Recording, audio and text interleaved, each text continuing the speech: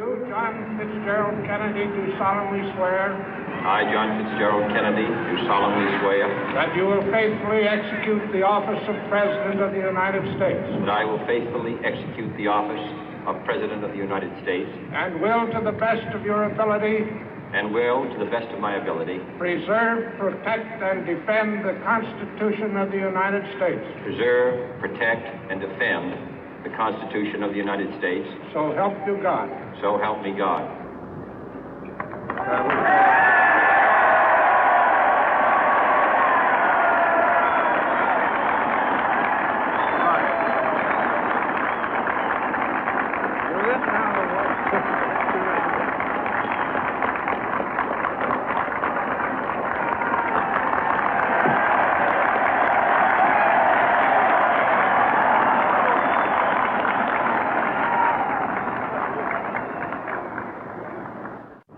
Vice President Johnson, Mr. Speaker, Mr. Chief Justice, President Eisenhower, Vice President Nixon, President Truman, Reverend clergy, fellow citizens. We observe today not a victory of party, but a celebration of freedom, symbolizing an end as well as a beginning, signifying renewal as well as change. For I have sworn before you and Almighty God the same solemn oath our forebears prescribed nearly a century and 3/4 ago. The world is very different now, for man holds in his mortal hands the power to abolish all forms of human poverty and all forms of human life. And yet the same revolutionary beliefs for which our forebears fought are still at issue around the globe. The belief that the rights of man come not from the generosity of the state, but from the hand of God. We dare not forget today that we are the heirs of that first revolution.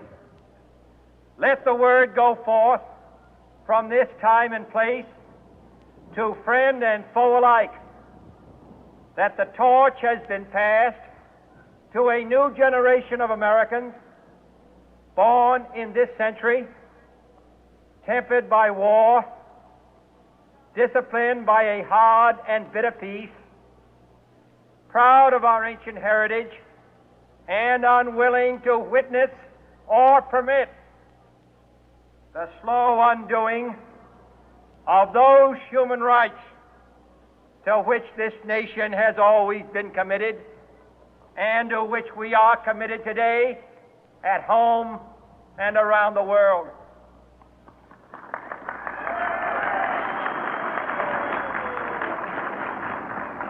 Let every nation know, whether it wishes us well or ill, that we shall pay any price, bear any burden, meet any hardship, support any friend, oppose any foe to assure the survival and the success of liberty.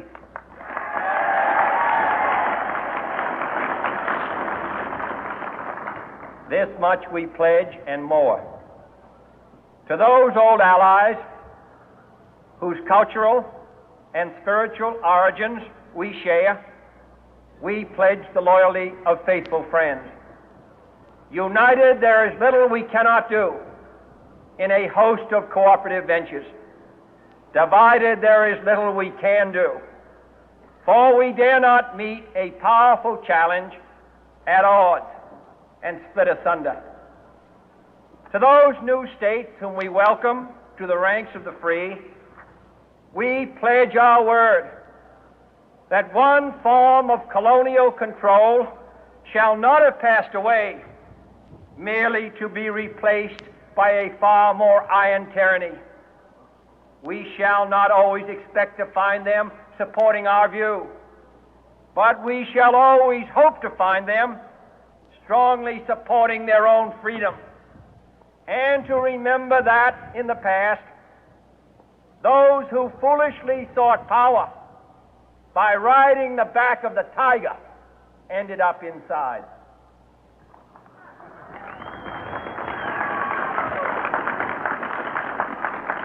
To those people in the huts and villages of half the globe struggling to break the bonds of mass misery, we pledge our best efforts to help them help themselves for whatever period is required, not because the communists may be doing it, not because we seek their votes, but because it is right.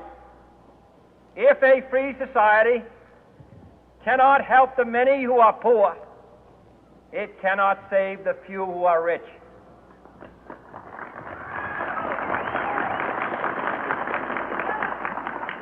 To our sister republics south of our border, we offer a special pledge to convert our good words into good deeds, in a new alliance for progress, to assist free men and free governments in casting off the chains of poverty. But this peaceful revolution of hope cannot become the prey of hostile powers. Let all our neighbors know that we shall join with them to oppose aggression or subversion anywhere in the Americas. And let every other power know that this hemisphere intends to remain the master of its own house.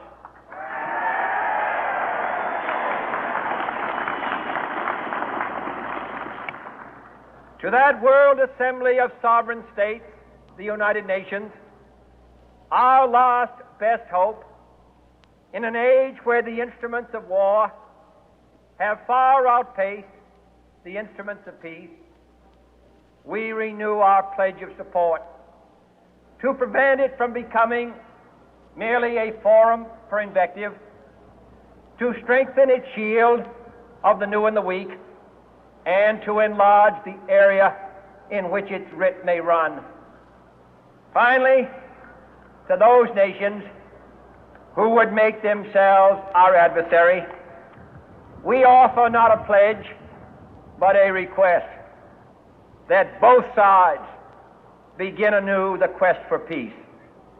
Before the dark powers of destruction, unleashed by science, engulf all humanity in planned or accidental self-destruction, we dare not tempt them with weakness, for only when our arms are sufficient beyond doubt can we be certain beyond doubt that they will never be employed.